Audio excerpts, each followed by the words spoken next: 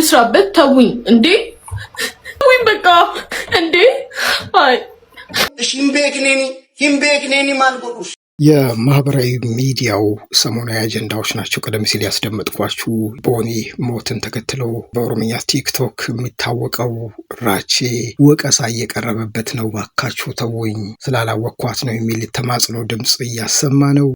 ቲክቶከሯ ባምቢ ደግሞ እያለቀሰች ባካችሁ ልስራበት ሰላሜን ስጡኝ የሚል መልእክት እያስተላለፈች ነው። ምን ሆና ነው? እሱም መነጋገሪያ ነበር ማለት ይቻላል። በዚህ ጉዳይ ላይም ሀሳብ ይዘን መተናል። የቲክቶከሯ ቦኒ ራሷን ማጥፋት ጉዳይ አሁንም ከጥላቻ ንግግር ጋር በርካታ ሰዎችን የቀበረ ትልቅ ጉዳይ ነውና ሀሳብ እየተሰነዘረበት ነው። በሌላ በኩል ደግሞ ቤት ውስጥ ባላት ሰላም ማጣትም ነው የሚሉ ሀሳቦች አሉ። ዛሬ በእነዚህ ሶስት ጉዳዮች ላይ ጭላሉ ቲዩብ ሰፊ መረጃዎች ይዞ ቀርቧል። መጀመሪያ ግን ሰብስክራይብ በማድረግ ወደ ፕሮግራማችን እንገባለን። ለሚኖረን ጊዜ በጣም እናመሰግናለን። እንግዲህ ባምቢ በቲክቶክ እናውቃታለን። በጣም እያለቀሰች ባካችሁ ተውኝ፣ ቤተሰቦችን ማስተዳድረው፣ እናቴን ማሳክመው፣ በዚህ በማህበራዊ ሚዲያ በምሰራቸው ስራዎች ነው። ስድባችሁን አልቻልኩትም፣ ማንቋሸሻችሁን ማንጓጣጣችሁን አልቻልኩትም፣ የምሰራበትን አካውንት ለማዘጋት የምታረጉትን ጥረት ተው፣ አልደረስኩባችሁም እያለች በቀጥታ እንባዋን እያዘራች ህዝቡን ትለምናለች። ከዚህ ጋር ተያይዞ ያለው ሀሳብ የማህበራዊ ሚዲያው መነጋገሪያ ነው። ትላንትናና ዛሬ ምን ሆነች ባምቢ? ከራሷ አንደበት እስቲ የተወሰነ ላስደምጥ። ልስራበት ተውኝ እንዴ 5 እና 6 ስራ አስቀምጬ መፖሰት እንኳን ፈራሁ። ማን ይልኛል እንዳለ ቪዲዮችን እያጠፋችሁ ቢታውኝ በቃ እንዴ አይ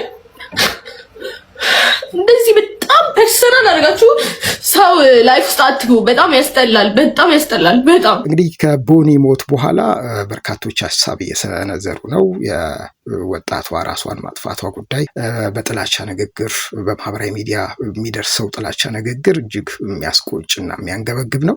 ግን በራቼ ላይ የሚደርሰው ወቀሳ ደግሞ አሁን ሌላ የጉዳዩ ሌላኛው መልክ ይዟል ማለት ነው። ራቼ በማህበራዊ ሚዲያ ላይ በቀጥታ ስርጭት ቦኒ እኮ ሞተች የሚል መልእክት ይደርሰዋል። ማነች ቦኒ ብሎ ይጠይቃል በሆነ አንድ ቀን ቀጥታ ስርጭት ላይ። ይህን ተከትሎ እንግዲህ እንዴት ማነች ይላል የሚለው ሀሳብ ተነስቶ እሱን እያብጠለጠሉት ሌላ ስምና ገጽታ እየሰጡት ነው። ይህንን አስመልክቶ እንግዲህ ራቼ በጣም ልብ የሚነካ መልእክት አስተላልፏል። በኦሮምኛ ነው ያስተላለፈው። እስቲ እሱን የተወሰነ ላስደምጣችሁና ከዛ በኋላ ቀጥታ ተረጉሙላችኋለሁ። ለባካተኒ ነቲን ከይና እንዴ ነቲመን ሂምቤኩን ሂምቤክኔኒ ምንድነው የሚለው ትርጉሙ? ራቼ የሚለው ከመሬት ተነስታችሁ አትውረዱብኝ። ስለ ልጅቷ በደንብ ሲነግሩኝ ፎቶዋን ሲያሳዩኝ አወቅኳት። እንደውም አንድ ቀን ላይቭ አብረን ገብተን ነበር ይላል ራቼ። ከዛ በጣም ነው ያዘንኩት በሆነው። ለቤተሰቦቿ ለወዳጆቿ እና ለጓደኞቿ መጽናናትን እመኛለሁ ብዬ በቀጥታ ስርጭቱ ፕሮግራሜን ዘጋው። ለምን ከመሬት ተነስታችሁ በሁሉም ቦታ እኔን ክፉ ታደርጉኛላችሁ? እኔ ምን አደረግኩኝ? እባካችሁ ተውኝ የሚል የተማጽኖ መልእክት እያስተላለፈ ነው። እንዳልኳችሁ እንግዲህ ራቼ በቀጥታ ስርጭት ስለ ልጅቷ ሞት ሲነገረው ማነች ብሎ ማለቱ ከዚህ ጋር ተያይዞ እሱን ስም የሚያጠለሹ ሀሳቦች እየተንሸራሸሩ መሆናቸውን ካየ በኋላ ነው ቀደም ሲል ያስደመጥኳችሁን ምላሽ የምሬት ምላሽ የሰጠው ማለት ነው። እንግዲህ ቦኒ በጣም የምታሳዝን ወጣት ነች። በጥላቻ ንግግር በሚደርሳት ስድብ ራሷን አጥፍታለች የሚሉ አሉ። ሌሎቹ ደግሞ አይደለም ቤት ውስጥ ባላት ተቀባይነት ማነስ በትዳሯ ባለው ክፍተት ነው እንጂ የጥላቻ ንግግሩ ስድቡ ብቻ ለዚህ ሞት የሚያበቃት አይደለም። ምክንያቱም የእሷ እዚህ የደረሰችበት ለዚህ ትንሽ ነገር ትሸነፋለች ብሎ ማለት አይቻልም የሚል አለ። ብዙ ሀሳቦች በዚህ ጉዳይ ላይ ይደመጣሉ።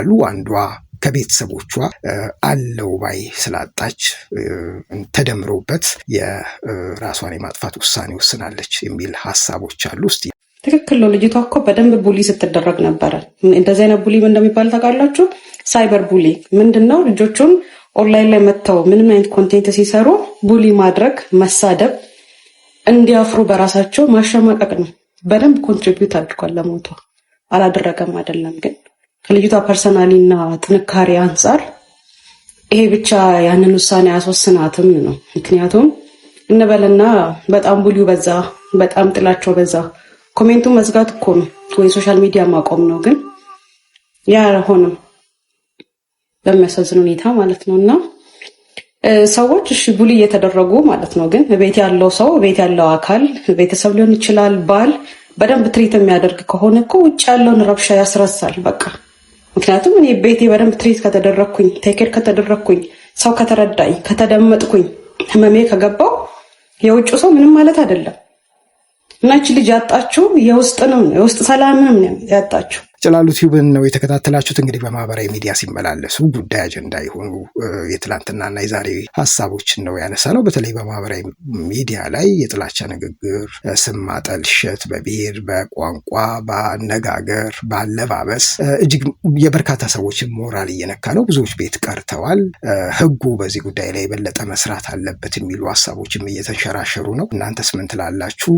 ከመንግስት፣ ከማህበረሰብ፣ ከግለሰቦችስ የሚጠበቁ ብዙ ነገሮች አሉ። እሱ ላይ ኮሜንት ላይ ሀሳብ አስፍሩልን። ጭላሉ ቲዩብን ሰብስክራይብ ያላደረጋችሁ ሰብስክራይብ አድርጉ።